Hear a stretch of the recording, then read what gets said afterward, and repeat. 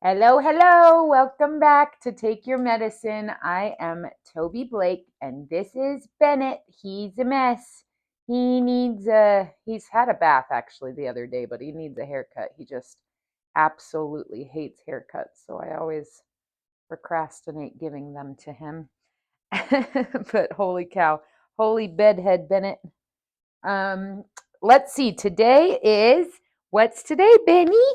It's episode 54. Are you my helper today? Good job, Bennett. Episode 54. And last night we had cacao and community at the space in Cave Creek, Arizona. That was really nice. It was wonderful to prepare the cacao and to hold ceremony and just share and connect with people in our community. It was really, really nice. And one thing I noticed is that in that circle, I was definitely more open with my gifts than I've ever been. Jesus Kate was definitely with me. And throughout the years, she's taught me how to anchor myself in my body using my tongue. She's shown me to put my tongue on the roof of my mouth and apply pressure to the roof of my mouth, and it really helps me to stay grounded. So I was doing that a lot yesterday, and I was also noticing that the more I am working in a group with Jesus Kate, especially, the more I find that I want to move a lot. I can feel her energy moving through my body, and I literally just want to keep the flow going. And I find myself being very self-conscious in like the ceremony setting because I'm just constantly wanting to like move and flow and allow Jesus Kate's energy to move through my body. And so I was telling AJ when we left, like, I've got to get over my self consciousness of wanting to move when I'm channeling because it really helps me stay grounded, stay in my body, and stay connected to her. So, and along those lines of allowing Jesus Kate's information and energy to move through my body is, the experience I had the last time I journeyed. I've had this experience many, many, many times, but this time was the first time I've experienced it with somebody else while I was on the medicine and the other person other than AJ was on the medicine. And I was seeing energy as information, as literal coding. And I have this new understanding after working with someone else on the medicine that we are so powerful as humans. Our tongue is a wand, and we are casting spells with our words every day, every second. Our thoughts, our words, they are creating our reality in a way that we just really do not acknowledge in our daily life. Every movement is symbolism, and everything we are swimming in is coding, is information. And so, to fold your arms is coding, is one code. And to go like this is one code. They have different energy and different words hold different energies. So as the person I'm talking to is speaking, I'm seeing literally like algebraic symbols and plus signs and all kinds of shapes, and the coding is so beyond our human understanding. It's nonlinear, it's fluid, it's constantly changing according to our thoughts, our movements, all of it, all of it. We are so powerful. And when we start to understand how powerful we are, we start using our power to work for us and to help our lives to align. And struggle is an inevitable part of this existence because it's a dense and heavy existence that we're down here in. And so if we choose to step into the struggle, step into our own awakening, step into our own darkness, into our own shadow, into our own emotion, into our own triggers, if we step into the struggle, then we will feel aligned and our life will actually feel easier and harmonious.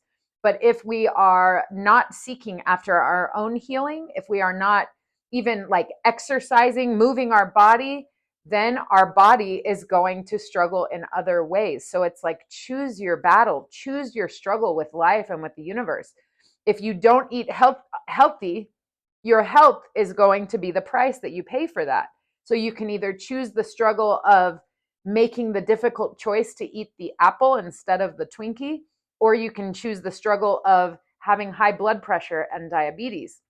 And so struggle is inevitable, but when you choose to work within the depths of the universe and you choose your own struggle with intention, it doesn't even feel like a struggle anymore. It just starts to feel like a way of life, of moving through and working in alignment with everything that's happening around you, removing attachment, removing resistance. And so as I see literal coding with the movements people are making and the words they are speaking, I am realizing more and more how profound it is that we pull back and we use some intention with the words we're speaking, with the music we're listening to, with the shows we're watching.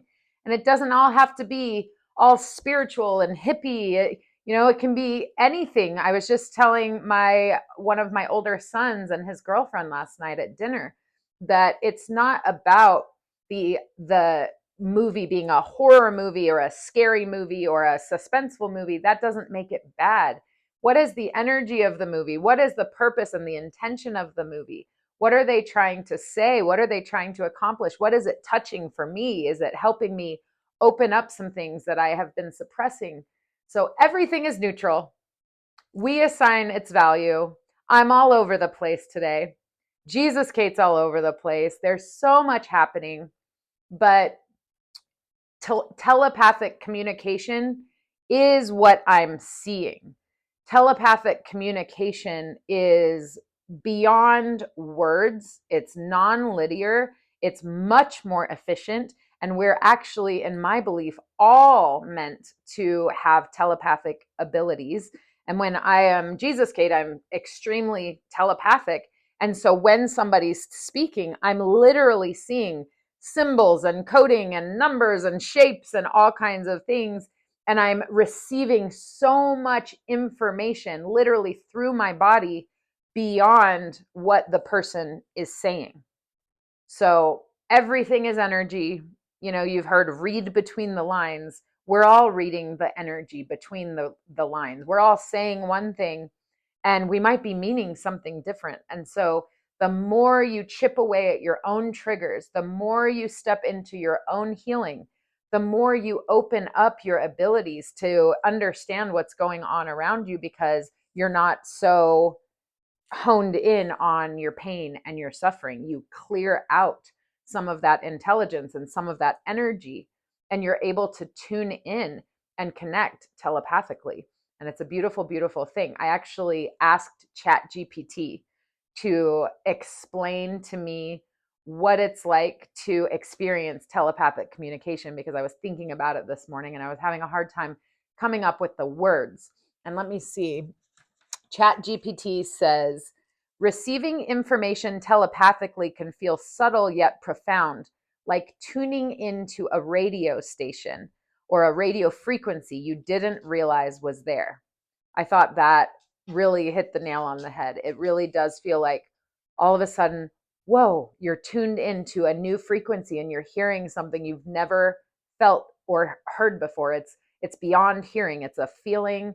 It's an energetic experience. Words or phrases, you might hear concise messages in your mind, or they might show up as images or symbols. Visual impressions might flash in your mind's eyes, sometimes abstract, other times vivid and detailed. Very much relate to that. Every time I'm communicating telepathically, I am seeing so much symbolism, visions. These beings will even communicate with dance and their dance is conveying a very profound telepathic message, and it's a download as I watch them perform a dance. It's a telepathic download. It's so fucking cool.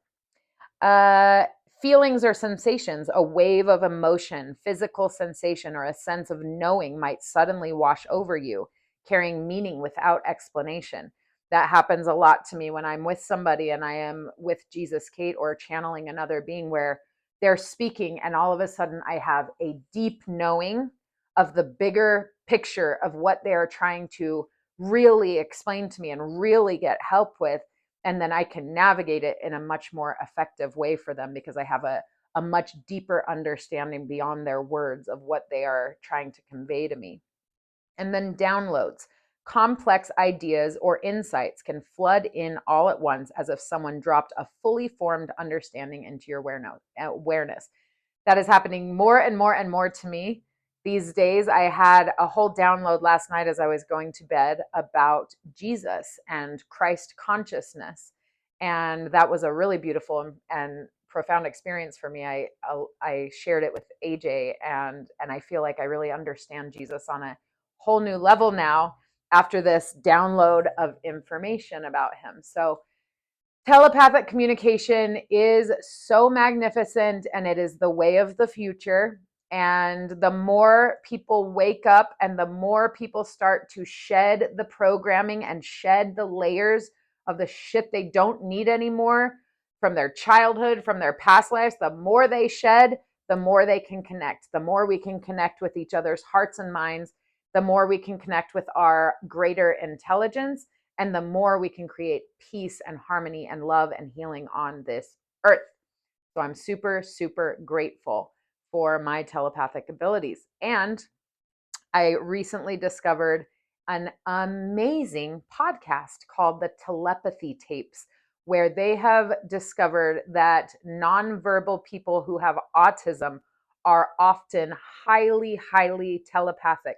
And not only that, but they are discovering that they have all kinds of abilities. And these nonverbal people who have autism are literally meeting in this place called the Hill within their consciousness, and they're meeting each other and helping each other and connecting with one another all across the globe through their consciousness at a place called the Hill. And so it's such an exciting thought for me to think of being able to help and assist these people who are trying to find each other and connect on this planet through this place in their consciousness called the Hill. It's just a fucking exciting time to be alive. There is so much happening, so much beautiful science going on.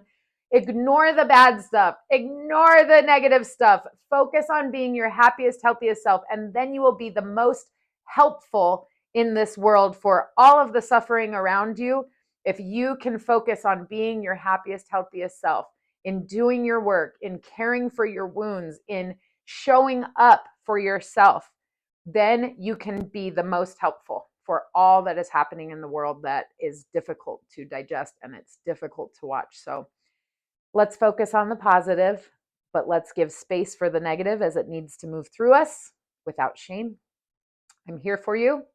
And this has been an ADHD circus episode all over the place, but we're here for it. So thanks for being here for all my rambling. I hope your weekend is fabulous, and I will catch you later.